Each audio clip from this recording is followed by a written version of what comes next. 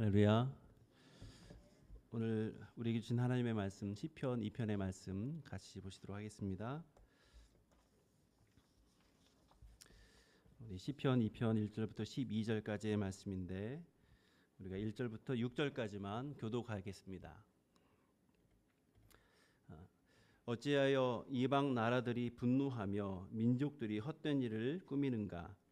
세상의 군왕들이 나서며 반원들이 서로 꾀하며 여호와와 그의 기름 부음 받은 자를 대적하며 우리가 그들의 맨 것을 끊고 그의 결박을 벗어버리자 하는도다. 하늘에 계신 이가 웃으시며 주께서 그들을 비웃으시리로다. 그때 분을 바라며 진노하사 그들을 놀라게 하여 이르시기를 내가 나의 왕을 내 거룩한 산 시온에 세웠다 하시리로다. 아멘.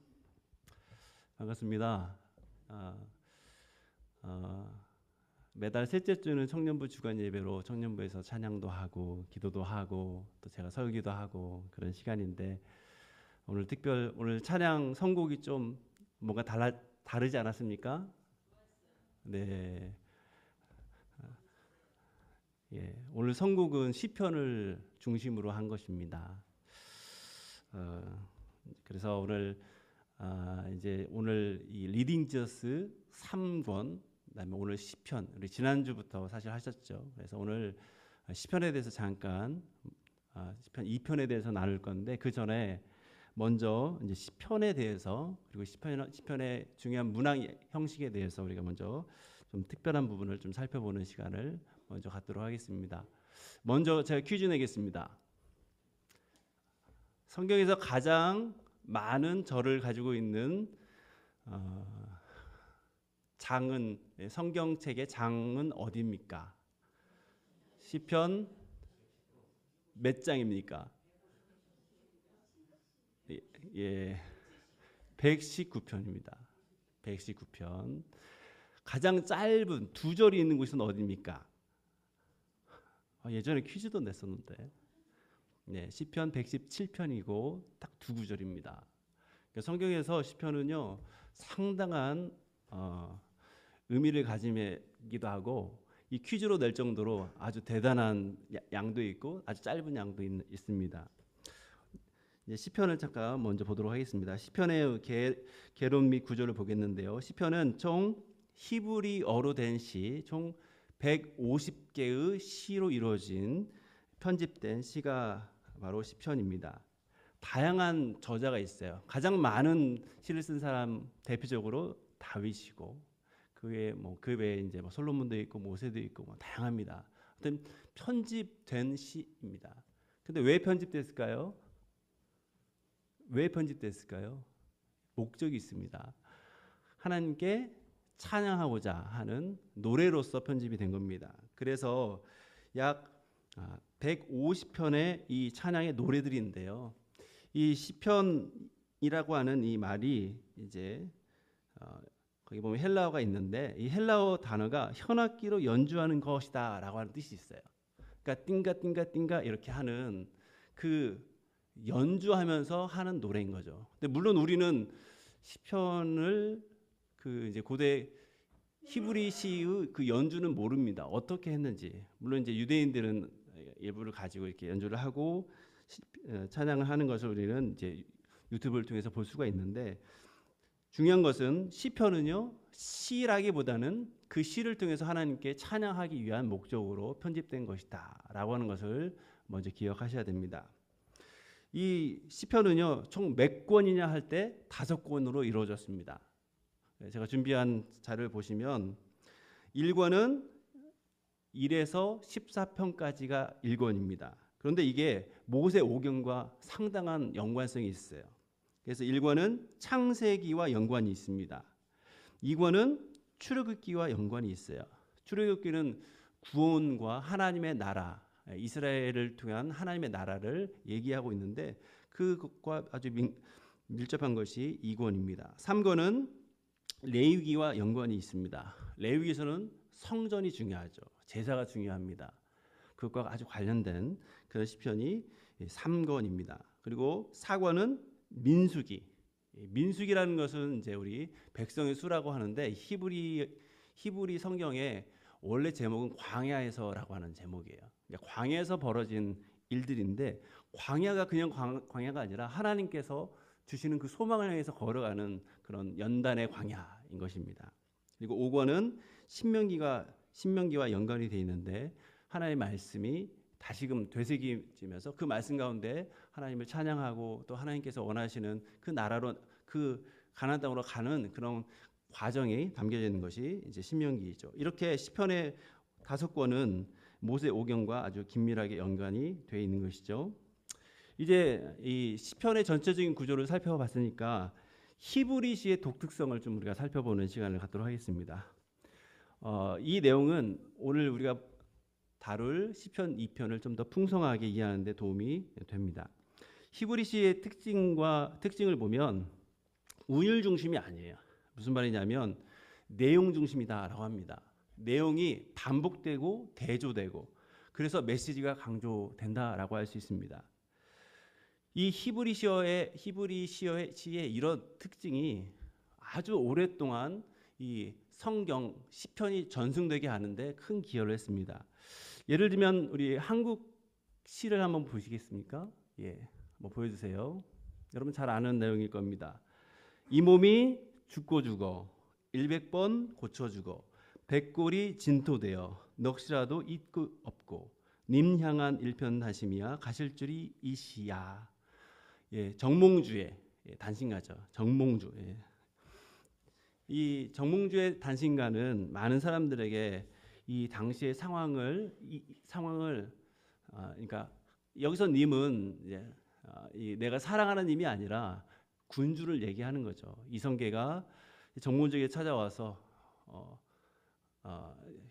자기에게 이렇게 하자라고 할 때 나의 님은 나의 임금이신데 그 임금을 향한 그런 마음을 이렇게 표현한 것이 대표적인 이 시입니다. 근데 보면 운율이 있습니다. 이 몸이 죽고 죽어, 그렇죠?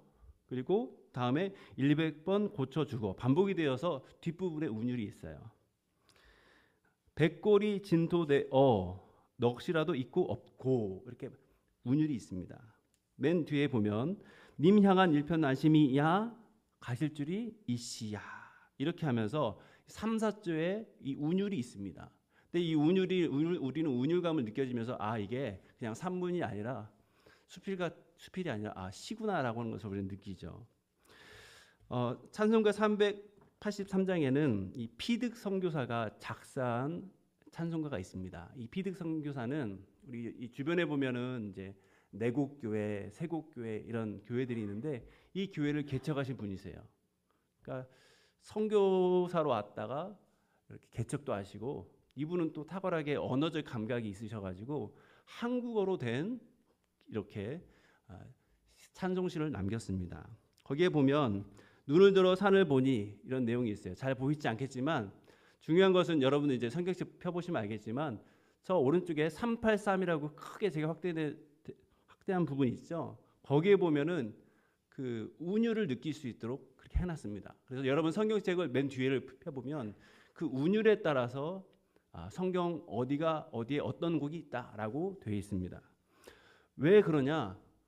원래 찬송은요 운율감이 있어야 되는 거예요. 가사도 중요하지만 운율감이 있어야 그 가사가 우리 마음에 오래 남게 되는 겁니다. 그리고 찬송 그 가사를 오래 남게 되면 저절로 우리 삶 가운데 하나님의 그 말씀과 동행하는 큰 은혜의 역사를 경험하게 되는 거죠. 히브리시는 이런 한국적인 운율과는 좀 다릅니다. 바로 뭐냐?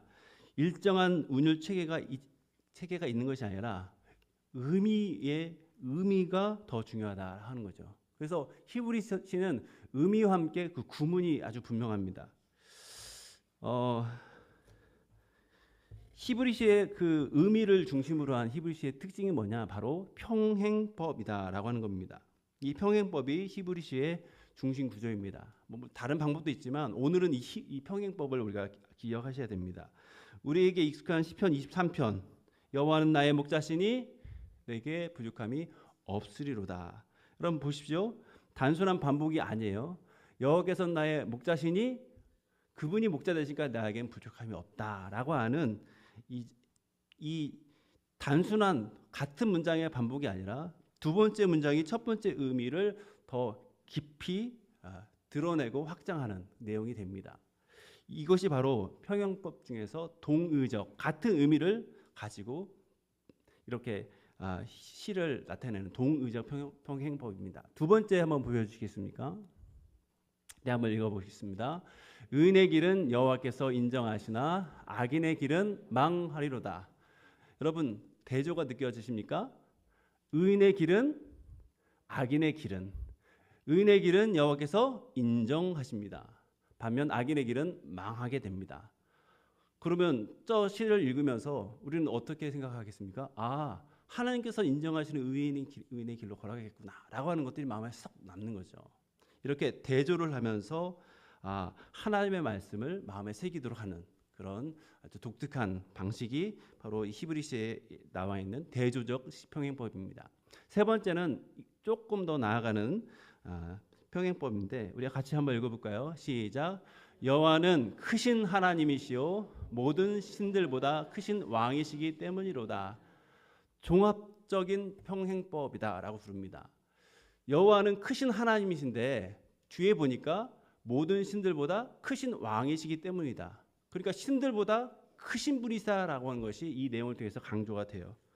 하나님은 정말 크신 분이시다는 이 진리를, 이 진수를 저렇게 표현하는 겁니다. 다시 한번 읽어볼까요? 시작. 여호와는 크신 하나님이시요 모든 신들보다 크신 왕이시기 때문이로다. 아멘. 이렇게 평행법이 있다면 이제 대꾸가 되는 교차 대꾸가 하는 또 방식이 있습니다. 이걸 좀 어려운 말로 키아짐이라고 하는데 이 대칭 구조를 통해서 중심부 메시지를 강조하고 있습니다. 우리 한번 읽어볼까요? 시작. 여호와여 일어나소서 나의 하나님이여 나를 구원하소서 주께서 나의 모든 원수의 뺨을 찌시며 악인의 이를 꺾으셨나이다.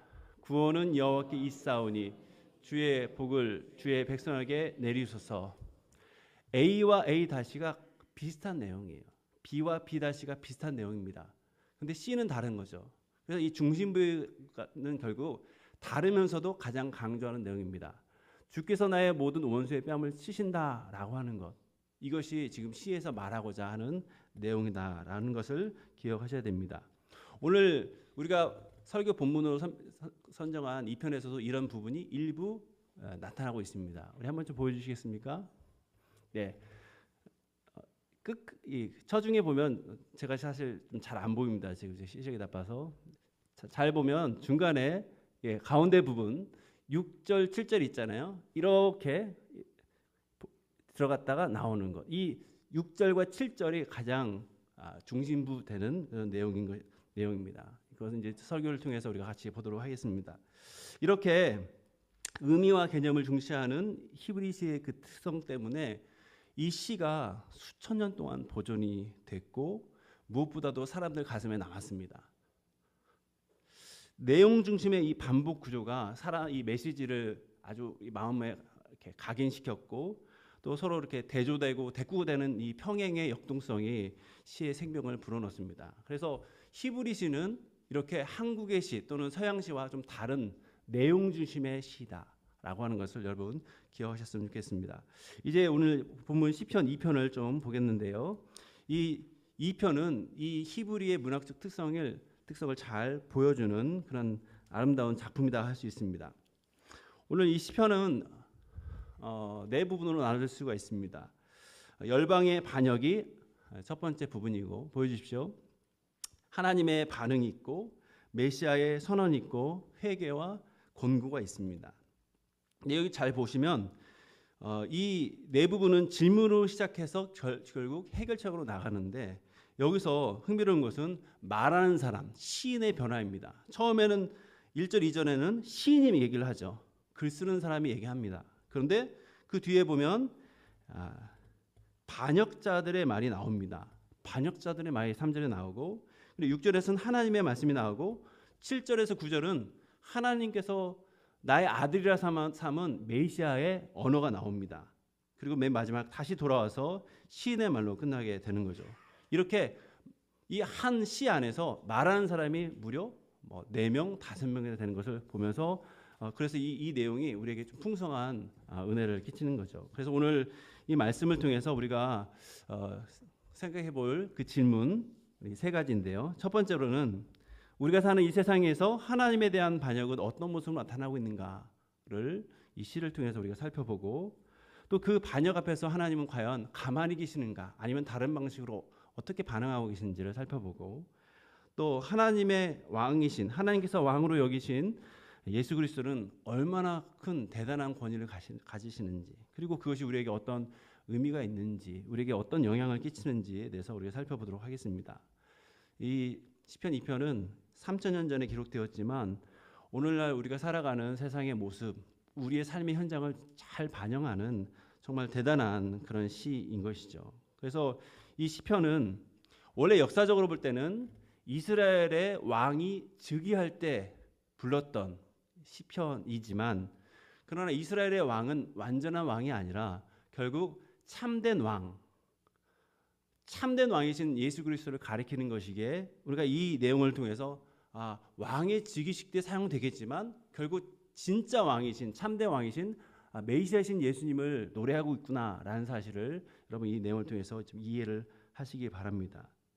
그래서 이 내용을 통해서 초대교회 성도들은 박해중에서도 왕이신 예수 그리스도, 그분 안에서의 소망을 얻었고, 또 많은 성도들이 이 시편을 인용하면서 기도를 한 것을 우리가 기억하시기 바랍니다. 자, 먼저 시편 1절에서 3절까지 열방의 반역을 한번 보겠는데요. 여기 이 시편은 아주 강렬한 질문으로 시작을 하고 있습니다. 우리 1절 같이 읽겠습니다. 시작. 어찌하여 이방 나라들이 분노하며 민족들이 헛된 일을 꾸미는가. 여러분, 이 첫 구절은 동의적 평행법이 아주 잘 드러난 예시입니다. 거기 보세요. 열방이 분노하고 민족들이 헛된 일을 꾸민다. 이게 같은 의미인 거죠. 여기서 분노하며라고 하는 말은 그냥 단순한 분노, 그냥 마음만 끄는 것이 아니라 실제로 나가서 소동을 일으킬 정도로, 요즘 광장에 사람들이 많지 않습니까? 여의도에, 광화문에 사람들이 나가서 막 격분하고 소란을 피우고 자기 소리를 내는 그 모습이 바로 이 분노하다라고 하는 그 의미와 가깝습니다. 사람들이 막 소동을 일으키는 그런 내용. 그리고 뒤에 보면 헛된 일을 꾸미는가에서 헛된 일은 공허하고 무가치함을 의미합니다. 시편 기자는 하나님에 대해서 반란하고 하나님에 대해서 저항하는 것은 결국 무가치하고 공허하고 결국 헛된 것이다 라고 하는 것을 지금 강조하고 있는 것입니다. 2절 3절을 우리 한번 계속 읽어보도록 하겠습니다. 시작. 세상의 군왕들이 나서며 관원들이 서로 꾀하여 여호와와 그의 기름 부음 받은 자를 대적하며 말하기를 우리가 그의 맨 것을 끊고 그의 결박을 벗어버리자 하는도다. 지금 하나님을 대적하는 대상이 지금 뭐라고 얘기하냐? 바로 우리의 대적 여호와가 기름 부은 그 자를 대적하자라고 말합니다. 여기서 기름 부음 받은 자는 우리가 이제 잘 아는 것처럼 메시아, 그리고 헬라어로는 그리스도라는 말이죠. 그래서 신약의 관점으로는 이 하나님이 세우신 왕이자 기름 부음 받은 자는 참된 왕이신 예수 그리스도, 그리고 온 우주의 왕이신 예수님을 가리키는 예언적인 표현이다 할 수 있습니다. 3절에서 이 반역자들의 소리가 점점 커지면서 아주 분명한 소리를 내고 있습니다. 같이 읽겠습니다. 우리가 그들의 맨 것을 끊고 그의 결박을 벗어버리자. 지금 하나님께서 이 땅을 창조하시면서 하나님의 법을 주셨는데 그 법을 끊어버리자, 그 결박을 벗어버리자라고 하면서 반역하고 있는 내용인 것입니다. 하나님께서 세우신 하나님의 질서를 거부하는 모습이 바로 이 내용에 담겨져 있습니다. 여러분, 우리는 이 땅을 살아가면서 이런 세상의 소리를 많이 듣습니다. 하나님은 세상을 창조하셨고 하나님의 법 가운데 운행하고 계시는데 사람의 소리가 막 이렇게 높아집니다. 개인적으로는 내 몸은 나의 것이지 누구의 것이 아니야. 우리 성도들은 구원받은 성도들은 내 몸은 나의 것이 아니라 누구의 것입니까? 주님의 것이죠. 나의 것은 아무것도 없고 다 주님의 것입니다. 우리는 이런 고백을 하지만 세상은 나는 나야. 나의 자유는 누구도 제한할 수 없어. 이런 생각을 하고 있습니다. 가정을 보십시오. 하나님께서 세우신 가정의 질서가 있습니다. 가정의 그 아름다움이 있습니다. 근데 그 가정이 아니라 그 가정을 파괴하는 일을 너무나 자연스럽게 여기는 그런 모습이 있습니다. 뿐만 아니라 모든 것을 상대적으로 여깁니다. 하나님은 절대적인 진리시고 절대적인 진리를 말씀하시는 분이신데 다 상대적이야 하면서 상대성을 그렇게 강조하고 있습니다. 그러면서 나는 스스로의 가치를 정의할 권리가 있다라고 얘기하면서 내가 정의하는 것이 곧 정의야. 하나님의 정의보다는 내가 원하는 것, 내가 인정하는 것, 나의 그 사고의 틀 안에 있는 것이 옳은 것이다라고 하는 이 자기중심성이 계속 강화되고 있는 것이 이 땅의 모습인 것이죠. 그들은 우리가 그들의 맨 것을 끊고 그의 결박을 벗어버리자 이렇게 얘기하면서 하나님이 세우신 창조 질서, 하나님이 세우신 하나님의 말씀 이거 끊어버려야 된다. 결박을 벗어버려야 참된 자유를 얻을 수 있어 하면서 하나님을 대적하고 있는 것이죠. 하나님과 하나님의 법을 거부하는 이런 거부는 사실 자기에게 참된 이익을 벗어버리고 참된 행복을 것을 주시는데 그것을 거부하는 아주 어리석은 그런 선택이 됩니다. 하나님의 계명은요, 사실 우리를 제한하기 위한 것이라기보다는 우리가 이 세상을 살아가면서 얼마나 많은 죄 가운데, 유혹 가운데 살아가고 있습니까? 우리가 이 하나님의 법은요, 죄가 이것이다라고 하는 것을 분명하게 알 수 있도록 하는 울타리 역할을 하는 거예요. 그래서 하나님의 택한 백성, 하나님의 의의 백성은 하나님의 법을 가지고 이것을 벗어나면 안 돼라고 하면서 그 법 안에서 하나님의 질서 안에서 안전함을 누리고 보호받는 그 특권을 누리기 위해서 법을 사용하는 것이죠. 그런데 세상의 사람들은 하나님의 법을 무시하고 그것은 나의 자유를 가두는 것이야. 나의 행복을 저게 나는 맡길 수 없다라고 하면서 저항하면서 오늘 본문처럼 우리가 그들의 맨 것을 끊고 그의 결박을 벗어버리자라고 이야기를 하는 것이죠. 이제 이런 사람들의 반란에 대한 하나님의 반응이 나옵니다. 그것이 4절에서 6절의 말씀인데 하나님의 조소와 선언에 대한 말씀입니다. 우리 4절 말씀 읽겠습니다. 하늘에 계신 이가 웃으시며 주께서 그들을 비웃으시리로다. 여러분 놀랍지 않습니까? 세상 모든 권력자들이 하나님을 대적하며 일어난다 해도 하나님의 반응은 웃으심입니다. 무관심한 웃음이 아니라 헛된 반란에 대한 조롱의 웃음이죠. 하나님은 우리를 향해서는 행복한 웃음을 지으시지만 하나님을 대적하는 이들에게는 그거 아무리 노력해도 쓸데없다 하면서 허허하고 웃으시는 그 웃음을 보이시는 거죠. 그래서 앞에서 하늘에 계신 이가 웃으시며 그냥 일반적인 웃음이지만 그 내용을 보니까 주께서 그들을 비웃으시로다. 여기서 비웃음은 조롱하다라고 하는 뜻입니다. 그래서 오늘 이 시는 계속 하나님의 웃으심을 가지고 결국 하나님의 웃으심은 조롱한 그들의 잘못된 행위에 대해서 조롱하는 그 비웃으심이다라고 그렇게 잘 표현하고 있죠. 이것이 이제 히브리시의 그 종합적인 표현법의 좋은 예인 것입니다.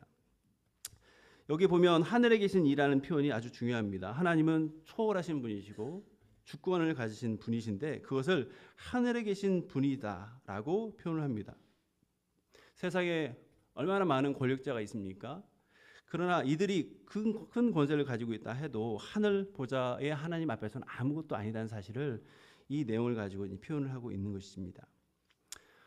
여러분, 세상에 있는 많은 존재들이 있습니다. 권력자들이 있습니다. 그들은 나름 그것을 가지고 권세를 부립니다. 어떤 사람에게는 그 힘을 발휘함으로 그 상대방에게 자기의 권세를 보입니다. 굴복시키셔서 굴복하게 해서 자기의 권위를 나타냅니다. 그러나 오늘 본문을 보십시오. 전능하사 천지를 창조하신 그 하늘에 계신 하나님, 온 우주의 왕이신 하나님께는 그것은 아무것도 아니라는 사실을 오늘 이 내용을 통해서 배우게 되는 것입니다. 우리 5절 6절로 넘어가 보겠습니다. 같이 읽습니다.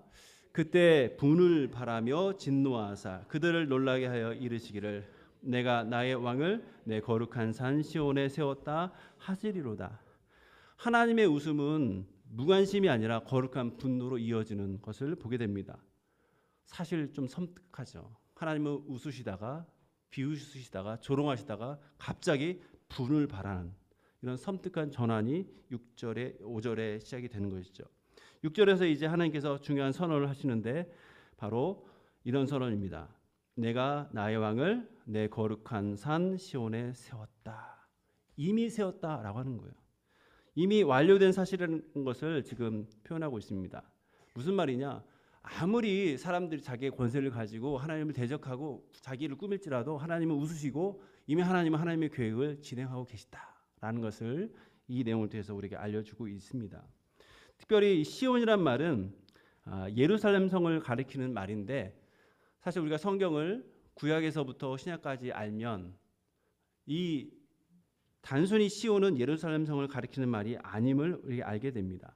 무슨 말이냐면 하나님이 다스리는 곳은 즉 자신의 왕을 거룩한 산 시온에 세운 그 시온은요 어느 지경, 지리 즉 예루살렘의 그 중심부 예루살렘 성의 왕을 세운 것이 아니라 온 세상 가운데 하나님의 통치가 임했다라고 하는 것을 표현하는 말이 바로 시온이다라고 하는 거죠. 그래서 시온은 다윗 시대에는 많은 사람들에게는 하나님의 왕적인 통치가 다윗 왕을 통해서 또는 다윗의 후손을 통해서 이루어지는 실제적인 장소로서의 예루살렘 성을 의미했을 거예요. 그러나 시간이 지나면서 다윗 왕이 아니라 참된 왕, 그분이 누구십니까? 메시아신 예수 그리스도죠. 그 예수님을 통해서 완전한 통치가 임하는 곳, 신약을 우리는 이것을 교회라고 부릅니다. 다시 한번 말씀드려요. 신약에서는 이것을 교회라고 불러요. 교회는 주님이 통치하시는 곳입니다. 그런데 여기에서 그치는 것이 아니라 주님이 다시 오시면서 이 세상은 종말을 맞이할 텐데 모든 성도들이 모여서 함께 주님의 그 거룩함을 찬양하고 통치를 받는 그곳, 그것이 바로 하늘의 새 예루살렘이 내려온다라고 요한계시록은 표현하고 있어요. 그러니까 이 시온 성은 구약에서는 예루살렘 성으로 의미되지만 예수님의 이 땅 가운데 구속 사역을 이루신 그것을 보면 예수님께서 교회의 머리가 되셨으니까 교회의 예수님의 몸인 교회가 바로 시온 성이다라고 하는 것을 기억하시고 또 주님이 재림하실 때는 이 모든 것이 완성될 그 날이니까 그것은 새 예루살렘이다 표현하는 것을 여러분 기억하셔야 됩니다. 사랑하는 여러분, 세상이 아무리 혼란스러워도 하나님은 여전히 하늘의 보좌, 참된 왕으로서 하늘의 보좌에 계신다는 것을 우리가 기억하셔야 됩니다. 우리가 이 시대에 여러 가지 어려움을 보면서 하나님께 이런 질문을 합니다. 하나님, 지금 이 사회가 이렇게 어지러운데, 힘든데, 내 개인이 이렇게 건강에 문제가 있는데, 마음이 힘든데, 우리 가족이 이렇게 힘든데 하나님은 과연 어디 계십니까? 하나님은 정말 살아계십니까? 하나님 정말 공의의 하나님이십니까? 하나님은 사랑의 하나님이라고 했는데 정말 사랑의 하나님인지 저는 모르겠습니다. 우리 과연 하나님은 내 곁에 계시는지 모르겠습니다 라고 묻게 됩니다. 그럴 때 우리는 마음이 참 안 좋죠. 그러나 오늘 이 본문을 보십시오. 시편 2편을 통해서 하나님은 하늘의 하나님, 세상은 여러 가지 인간의 죄 가운데 서로 전쟁하고 그 여러 가지 갈등하고 또 온갖 그 경제적인 어려운 것 때문에 신음하고 있지만 그러나 하나님은 하나님의 통치를 하고 계시는 것이고 하나님은 존재하시는 분이시다는 사실, 하나님은 모든 것 상황을 주권적으로 다스리고 계시다는 것을 여러분 믿으시기 바랍니다. 물론 우리는 그것을 지금 당장 느낄 수는 없어요. 그러나 우리가 인생을 좀 지나보면 이게 하나님의 은혜구나, 하나님께서 이렇게 섭리하셨구나라고 하는 것을 경험하게 됩니다. 그리고 그것은요, 하나님의 손에 꽉 잡힌 자가 결국 자신의 인생을 돌아보면서 하나님께 할 수 있는 믿음의 고백인 거예요. 하나님의 손에 잡혀 있어야만 이런 고백을 할 수 있게 됩니다. 사랑하는 여러분, 하나님 앞에 하나님의 손에 꽉 잡혀서 결국 하나님은 이런 놀라운 일을 하셨군요 하면서 참 여러분 안에 시편을 창조했던 그 시인과 같은 그 아름다운 시의 고백이 여러분의 입술에서 나오기를 바랍니다. 이 하나님께서 세상을 다스리지만 오늘 본문은 독특하게도 자신의 왕을 어디에 세웠다? 시온에 세웠다라고 말씀하고 있습니다.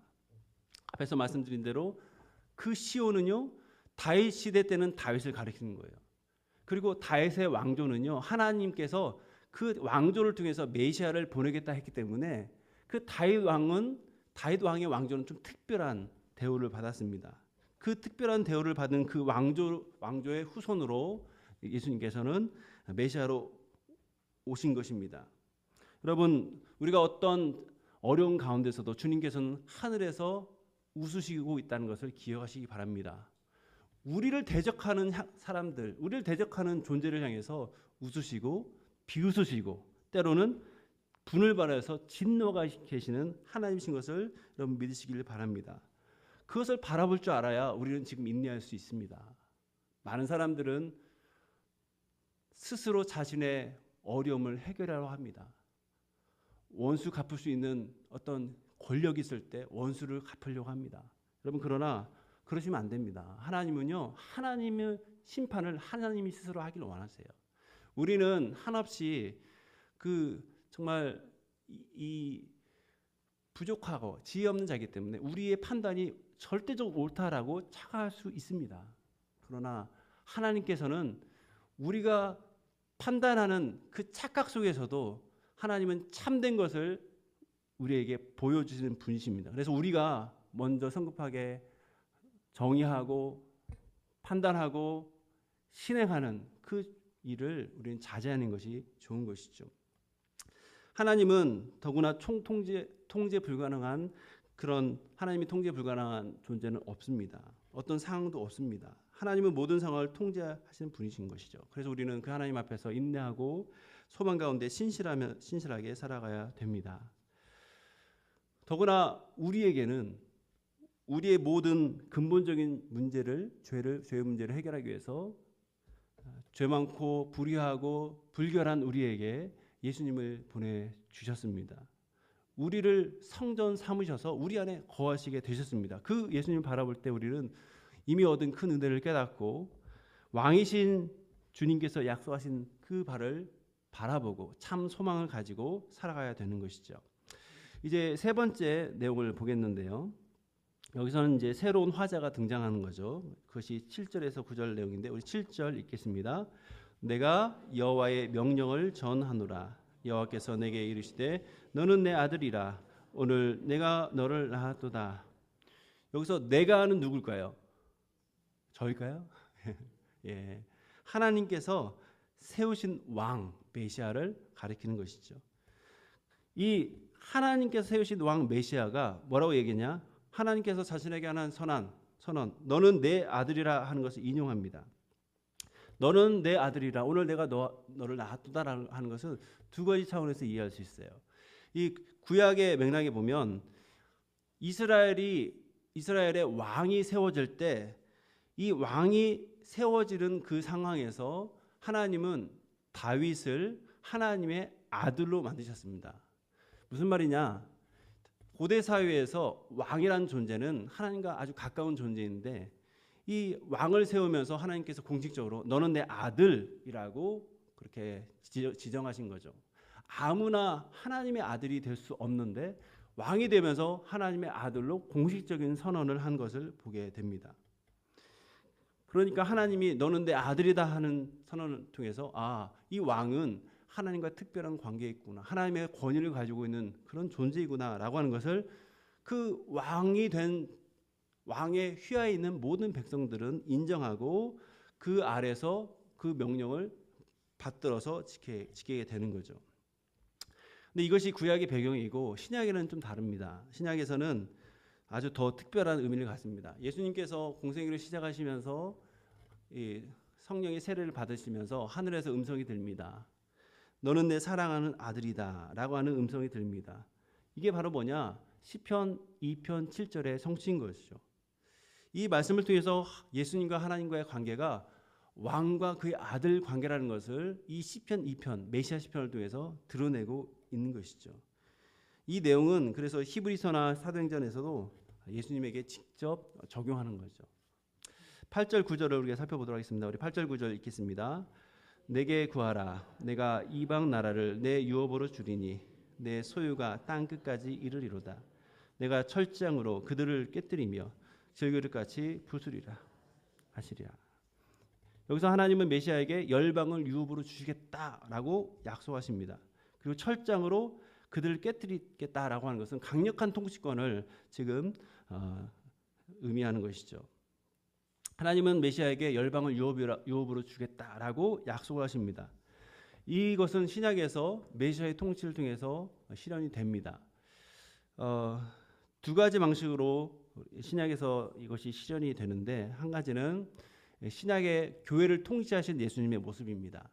예수님이 마태복음 28장에서 자신의 제자들에게 지상 대위임령을 말씀하십니다. 무슨 말씀이죠? 너희는 가서 모든 족속으로 제자를 삼아 가르쳐 지키게 하고 세례를 주고 그렇게 결국 제자 되게 하는 거죠. 하늘과 땅의 권세를 주셨기 때문에 이런 말씀을 하는 거다라고 마태복음 28장 18절에서 선언하는 것입니다. 그래서 예수님은 교회의 왕이시에요. 그러니까 제자들은 가서 그들이 제자 삼지만 결국 그들이 제자 삼는 것은 그들로 하여금 교회의 머리 되신 예수님, 교회의 그 예수님의 몸인 교회로 들어오게 된 모든 자가 바로 제자가 돼서 왕의 통치를 받도록, 하늘의 권세를 그 아들에게 주셨는데 그분의 통치를 받도록 하라라고 하는 의미인 것이죠. 이렇게 주님은 제자를 통해서 열방을 유업으로 주려고 하는 약속을 하시면서 결국 열방을 향해서 제자 삼으라라고 하는 비전을 주시는 것이죠. 그런데 이것이 지금 이루어진 부분도 있지만 앞으로 이루어질 그 때가 있습니다. 바로 주님께서 최종적 심판 가운데 재림하실 그때인 거죠. 그때는 모든 불의와 악에 대한 최종적 심판이 있을 건데, 그러면서 동시에 정의가 회복되는 것을 말하고 있습니다. 이렇게 지금 이 시대에 특히 우리 교회에 속한 우리로서는 주님은 우리의 머리이시다, 교회의 머리시다라고 하는 것을 지금 이 내용을 통해서 우리가 알게 되는데, 과연 그렇다면 우리가 교회의 머리시고 교회의 왕이신 예수님, 그분을 정말 어떻게 대우하는지를 생각해 봐야 되는 것이죠. 그리고 우리가 과연 교회에 속한 존재인데 과연 교회에 속한 존재로서 주님을 왕답게 여기고 있는지 우리가 이 내용을 통해서 살펴봐야 됩니다. 그런데 주님은 교회의 왕, 교회의 머리일 뿐만 아니라 우리 삶의 모든 왕이십니다. 그렇기 때문에 주님이 왕이시라면 나의 관계에서, 나의 직장 생활에서, 나의 가정 생활에서 과연 나는 어떤 분의 말씀을 듣고 있는지, 내 소리를 바라고 있는지, 아니면 그분께서 기대하시는 바를 향해서 이루어 나가고 있는지 우리가 스스로 돌아봐야 되는 것입니다. 우리는 주님께 교회 안에서의 삶을 드리고 어떤 삶의 일부를 드리는 것이 아니라 교회 밖에서도의 삶, 우리 삶의 모두를 드려야 되는 그런 존재라는 사실을 이 내용을 통해서 우리가 기억하셨으면 좋겠습니다. 마지막 부분입니다. 우리 10절에서 12절인데요. 이 마지막 부분은 열방의 왕들과 권세자들에 향한 아주 긴급한 권면을 하고 있는 내용입니다. 우리 10절 읽겠습니다.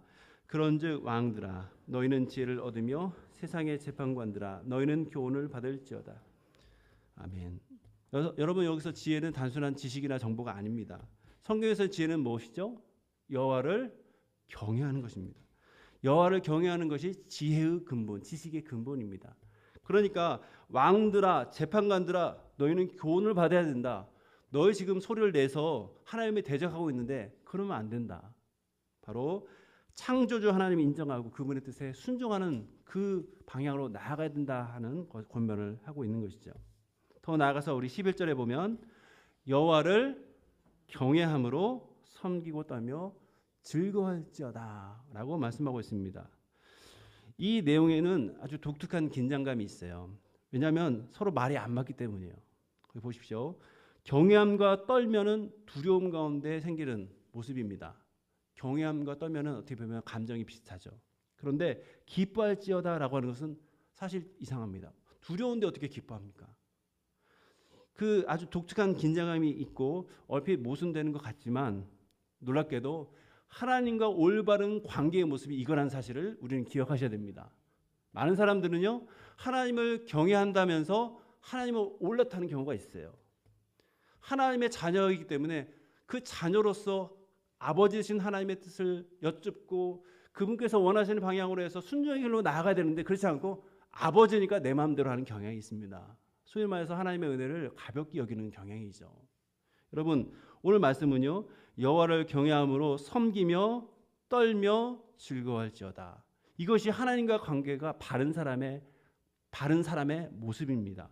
하나님을 두려워하고 또한 그 안에 기쁨이 동반된 그 모습, 이것이 우리가 바라봐야 될 신앙의 표준 기준이다라고 하는 것입니다.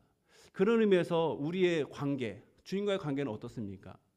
우리가 주님과의 관계 속에서 이런 기대감이 있습니까? 이런 경험을 하고 있습니까? 그러면 너무나 감사한 일이죠. 그러나 아직 뭔가 내 마음대로 한다, 너무 기쁨만 있다, 너무 두려움만 있다 하면은 이 관계를 향해서 정말 하나님, 저의 관계가 아직은 균형 잡히지 않은 것 같습니다. 이 시인이 알았던 그 하나님을 저도 알고 싶습니다 라고 하면서 주님께 기도하면서 그런 주님을 경험하기를 원합니다. 그 경험할 수 있도록 예수님을 보내주셨는데 그 예수님을 더 알아가기를 원합니다 라고 우리는 기도해야 되는 거죠. 그러면서 12절에는 하나님을 경외하는 자가 행할 구체적인 행동 지침에 대해서 말을 하고 있습니다. 우리 다 같이 있습니다. 그의 아들에게 입맞추라. 그렇지 아니하면 진노하심으로 너희가 길에서 망하리니 그 진노가 급하게 일어날 것임이라. 여호와께 피하는 모든 사람은 다 복이 있도다. 그의 아들의 입맞추라라고 하는 것은 굴복하고 복종하고 충성하라는 그런 표현입니다. 고대 근동에서 신하가 왕에게 굴복하며 입맞추는 거예요. 충성하겠다라는 그런 표현인 것이죠. 하나님께서 임명하셨기 때문에 그의 아들에게 우리가 어떻게 해야 됩니까? 이 의례상 하나님께 우리가 입맞추는 거죠. 그 엎드려서 그 아들에게 입맞추는 것, 이것이 우리의 모습이고 이것이 자연스러운 모습입니다. 이것은 오늘날 우리에게 다음과 같은 구체적인 방식으로 나타날 수 있습니다. 뭐냐면 주님이 나의 왕이시기 때문에 그분을 나의 구주로 영접하는, 이 구약에 나타난 하나님께서 당신의 아들을 메시아로 불렀고 그 왕을 통해서 이 세상을 다스리게 되셨는데 그분의 다스림 가운데 있는 자에게는 하나님의 복을, 구원의 복을 얻게 됐으니까 그분을 마음을 열어 영접하라라고 하는 이 신앙 고백을 요구하는 것이죠. 근데 고백에만 그치는 것이 아니라 아까 처음에 말씀드린 것처럼 하나님의 법을 주셔서 이 세상에 있는 죄를 구별하고 그 죄를 먹는 것이 아니라 죄를 벗어나 그 하나님의 안전 안에 거할 수 있도록 그 율법의 테두리 안에서 우리가 참 자유를 누리라라고 하는 것을 이 내용을 통해서 우리가 알려볼 수 있습니다. 그리고 나아가서 하나님의 주권을 온 땅 가운데 드러내는 것, 그것이 가정이고 직장이고 친구 관계에서 하나님의 하나님 되심을 드러내는 것, 이것이 우리가 그의 아들에게 입맞추는 자가 해야 될 모습인 것이죠. 시편은 이런 경고와 함께 아름다운 약속을 끝납니다. 너무나 아름다운 표현인데요. 우리 같이 읽겠습니다. 여호와께 피하는 모든 사람은, 다시 한번 보여주십시오. 시작. 여호와께 피하는 모든 사람은 다 복이 있도다. 여기서 피한다라고 하는 것은 하나님을 안전한 피난처로 삼는 적극적인 행동입니다. 세상 사람들은 자기 힘으로 자기 삶을 좌우해야 된다라는 그릇된 신념 가운데 그것을 용기로 여깁니다. 그러나 성경은 그렇게 말하지 않아요. 성경은 오늘 본문을 통해서 하나님께 피하는 것이, 하나님께 의지하는 것이 그의 말씀에 자기 인생을 거는 자가 참된 용기이고 진정한 믿음이라는 것을 오늘 본문을 통해서 말씀하고 있습니다. 바라기는 우리에게 하나님의 아들이 임했습니다. 예수님이 임하셨어요. 그분을 우리는 영접했습니다. 그분은 우리의 주인이 되셨습니다. 그분이 말씀하실 때 우리가 깨닫고 그분이 우리에게 요구하실 때 그 명령에 복종함으로써 하나님의 진노는 피하고 하나님의 축복을 더 전달하는 그런 주님의 사람 되시기를 바랍니다. 기도하겠습니다. 하나님 아버지, 오늘 말씀을 통해서 2000년 아니 3000년 이전에 기록된 이 말씀을 통해서 오늘 우리에게 말씀하시는 바를 우리가 기억하길 원합니다. 예수님이 온 우주에 가장 우월한 통치자이신 것을 우리 기억하며 우리의 삶의 모든 부분을 예수님께 내어드리는 그런 자가 되게 하여 주옵소서. 그의 아들에게 입맞추라라고 하는 이 권면대로 어떤 상황 가운데서도 주님께 기쁨을 드리는 복종의 삶, 충성의 삶을 살아가게 하여 주옵소서. 여호와께 피하는 모든 사람은 복이 있다라고 했습니다. 이 약속을 굳게 붙잡고 여호와 아닌 다른 것에 피하는 어리석음을 범하지 않도록 주님 도와주옵소서. 세상이 하나님을 대적하고 하나님의 기름 부은 바 된 예수 그리스도를 대적할지라도 하나님은 당신의 주권을 통해서 이 세상을 다스리시고 우리는 하나님의 놀라운 은혜의 손길에 힘입어 흔들리지 않는 확신 가운데 소망 가운데 살아갈 수 있음을 알고 계속 이 복된 삶을 살아갈 수 있도록 우리에게 은혜를 더하여 주옵소서. 예수님의 이름으로 기도하옵나이다. 아멘. 우리 한번 기도하는 시간 갖도록 하겠습니다. 우리 첫 번째 기도 제목입니다. 세상이 하나님과 그의 기름 부음 받은 자 예수 그리스도를 대적할지라도 그 아들 예수 그리스도를 통해서 세상을 진행시켜 가시는 하나님이십니다. 우리가 오직 우리의 피할 바 되신 예수 그리스도를 의지하고 그분께 더 나아가는 삶을 살아갈 수 있도록 특별히 40일 신앙훈련을 통해서 우리 안에 경건의 습관과 그리고 경건의 능력을 힘입을 수 있도록 우리 한번 우리 말씀을 기억하고 오늘 기도 제목을 기억하며 첫 번째로 기도하도록 하겠습니다.